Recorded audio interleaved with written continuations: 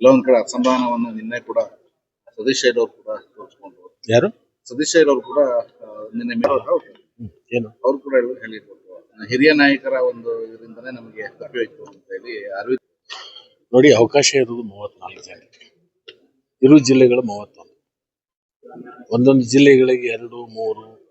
ಇಲ್ಲಿ ಜಿಲ್ಲೆ ಅನ್ನೋದಕ್ಕಿಂತಲೂ social engineering ಕೂಡ ಮಾಡ್ತಾರೆ.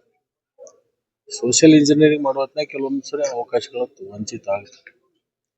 ಬೇರೆ ಬೇರೆ ಹಂತದಲ್ಲಿ ಬೇರೆ ಅವಕಾಶಗಳು ಅವ್ರಿಗೆ ಒದಗಿಸಿಕೊಡುವಂತದ್ದನ್ನು ಪಕ್ಷ ಮತ್ತು ಸರ್ಕಾರ ಅದನ್ನು ಮಾಡ್ತಾರೆ. ಸ್ವಲ್ಪ ಮಟ್ಟಿಗೆ ಅಸಮಾಧಾನ ಇರ್ತದೆ, ಒಂದ್ 4 ದಿವಸ ಆದ್ಮೇಲೆ ಅದು ಕಡಿಮೆ ಆಗುತ್ತೆ. ಮಾಜಿ ಹೋದಾಗ ಒಂದು ವೈರಾಗ್ಯ ಬರ್ತೈತಲ್ಲ, ಹಂಗ ಸ್ವಲ್ಪ ತಪ್ಪಿದಾಗ ಸ್ವಲ್ಪ ಅಸಮಾಧಾನಗಳು ಬಂದಿರ್ತದೆ. 4-6 ದಿವಸದಲ್ಲಿ ಬಗೆಹರುತ್ತೆ. ಈಗ ಮೊನ್ನೆ ಕೆಲವೊಬ್ಬರು ಶಾಸಕರು ರಾಜೀನಾಮೆನ ಕೊಟ್ಟಿದ್ರು. ವಾಪಸ್ ಕ್ಷೇತ್ರಕ್ಕೆ ಹೋದ್ಮೇಲೆ ಅವರಿಗೆ ಮನವರಿಕೆ ಆಯ್ತು, ಬೇಡ ಮುಂದೆ ಮತ್ತೆ ಅವಕಾಶಗಳು ಸಿಗ್ತಾವ ಅನ್ನೋದು ಅವ್ರಿಗೆ ಅರಿವಾದ್ಮೇಲೆ ವಾಪಸ್ ತಗೊಂಡಿರ್ತಕ್ಕಂಥ ಸ್ವಲ್ಪ ದಿವಸ ಇರ್ತದೆ. ಎಲ್ಲಾ ಪಕ್ಷದಲ್ಲಿ ಇರ್ತಾರೆ, ಒಂದೇ ಪಕ್ಷದಲ್ಲ.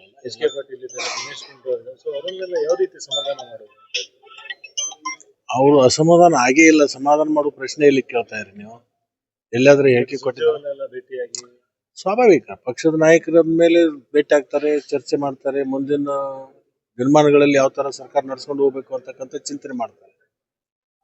ಈಗ ಎಚ್.ಕೆ. ಪಾಟೀಲ್ ಹಿರಿಯ ನಾಯಕರು, ಅಸಮಾಧಾನ ಎಲ್ಲಿ ವ್ಯಕ್ತಪಡಿಸಿಲ್ಲಲ್ಲ.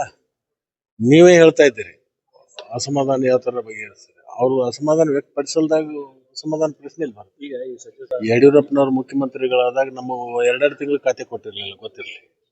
2 ತಿಂಗಳವರೆಗೆ ಖಾತೆನೇ ಕೊಟ್ಟಿರ್ಲಿಲ್ಲ. ಆಮೇಲೆ ಕೊಟ್ಟಿರ್ತಕ್ಕಂಥ ಹಾಗೆ ಓಡಾಡ್ತಾ ಇದ್ವಿ. ಇವತ್ತು ಅಥವಾ ನಾ ಡಿಕ್ಲೇರ್ ಆಗಿದೆ.